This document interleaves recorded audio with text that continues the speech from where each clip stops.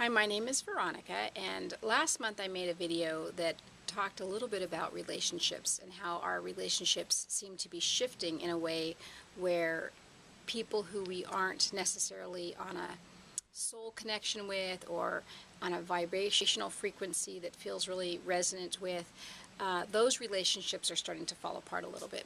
Rather than leaving the question unanswered about how do we reach out, how do we shift that, and rather it sounding so final that, oh, these sort of divides are happening, and here's this new formation of this separation that's in our lives, and that's just the way it is. I do want to speak a little bit about some shifting around that.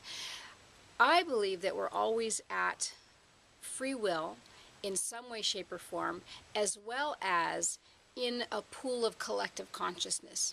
So until we have mastered a way of being completely separate from the rest of the universe, the rest of our group incarnation, it's really hard to do anything completely on one's own, even though, yes, we have free will to participate. With that, what I'm saying is that in a collective environment, there are certain energies and pressures and formations that happen that affect us. So what I was speaking to last month when I was talking about relationship shifts is this divide, and how we're starting to see that these relationships are splitting, and that people we used to be quite close to, our families, maybe our partners, are really suddenly, becoming very, very clear that they're not necessarily working anymore. And yet, how do we keep the peace? How do we keep the energy of that relationship peaceful, or how can we even mend that relationship? Now, I'm not going to go into anything bigger than, here's the way to fix anything. Here's what you can do that it's going to all come together hunky-dory and life will be perfect. That's not where I'm going to go with this at all. But what I do want to show you is that we can impact the energetic relationship between us and someone else based on the place in where this relationship or this agreement or this intention came from, and where it might have gotten a little bit tight or constricted. So with that, I will begin speaking a little bit, let's say, around a family relationship, just for starters, because it really doesn't matter what kind of relationship we're talking about, but I just want to give some examples. For example, you were born into a relationship that seemed very strained. You were an unwanted child, and your mother has always resented you because she felt like she had to have children because it was the right thing to do at that age, and all women had to get married, and so and so. When you came in, she may have, at some point fallen in love with you. It has been able to be a great mother to you in many ways. But in that initial unwanted pregnancy, or that, oh geez, this isn't what I want for my life, in that initial energy, there is a what I'm going to call a constriction of energy, in which things are not necessarily flowing with joy, which is an extremely high frequency, or unconditional love. So when we're in this incarnating space and there's this constriction, it constricts around us, creating certain patterns.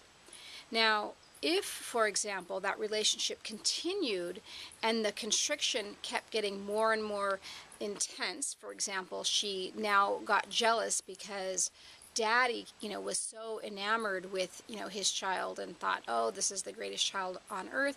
And then the mother has a little bit of jealousy about the relationship that she doesn't have with her husband. Then again, that can constrict the process of the relationship patterns and what's happening within us.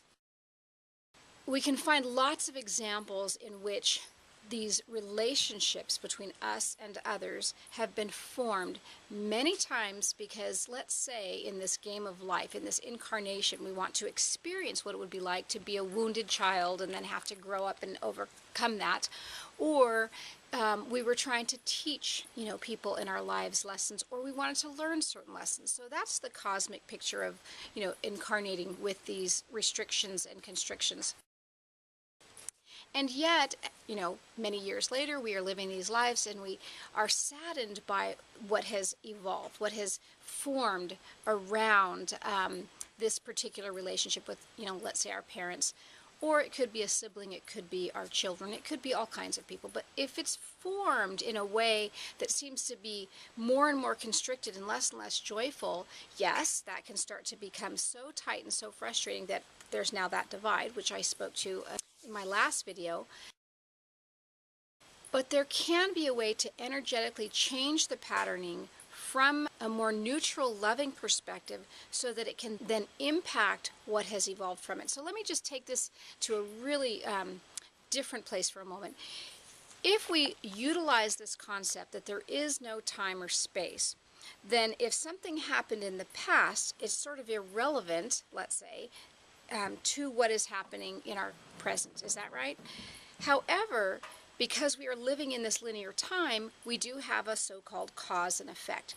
Knowing that we have a cause and effect, we now need to go back to what I would call the cause, the origin, where things were a little constricted, and then shift that so that the effect, the today that we know, which feels constricted, can start to loosen. So what I'm offering is a way to intentionally go in, as if, let's say, a shaman or a highly spiritual being might do, to go in and start to shift the patterns on a very soul foundational level so that we can therefore impact how it unfolds for the today that we're living. What I would invite you to do, if you are experiencing strain and struggle in your relationships now, focus on one particular relationship. Perhaps it's one with your, good friend, then you've been friends since, third grade, and over the last several years you feel like it's become more strained. Maybe she's become a little bit more dependent on you, or a little bit more angry towards you, or something, or vice versa. If you take that relationship and look at where you are now, and then follow it down to that original place of where you two met, if you can, try to remember certain situations or even the conditions that were around each of you. Did she just come from a divorce? Did her parents just get divorced? And so she really needed a really strong friend, and you were that strong friend for her. And then over the years, that strength has been something that she's not only become, comfortable with and started to rely on, but now it's starting to pull from you in a way that isn't mutually comfortable. What you can do as you go through this visualization is start to see the patterning that created it and send that with conscious intention, unconditional love. But by bringing love consciousness with intention to shift the patterns, we can then start to loosen and fold what has happened. You can do some energy work, say with your hands. I tend to like to do things with my hands just because it feels right, but whatever works for you. If you're a sound person, send it healing sound. If you are a visualization expert, then imagine whatever it is that you need to imagine. If you feel like you need to move it with your fingers, do so. But what you will probably find is some sort of little tightness or some sort of ball that's been created, and you could gently, like let's say a tangled ball of yarn, start to pull that apart and nice and neat and carefully and lovingly unwind, open up, release the tension, the constriction, the heartache, the story around that.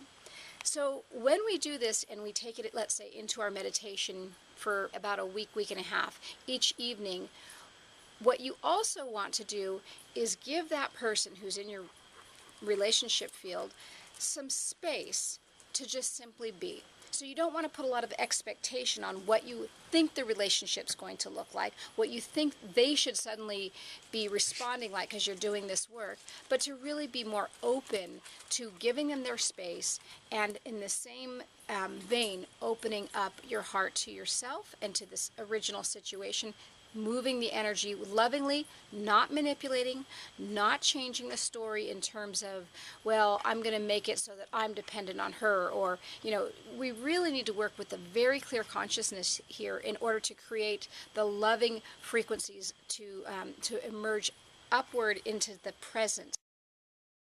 So with this intention of love and kindness and more of an objective view, you can really start to shift that energy.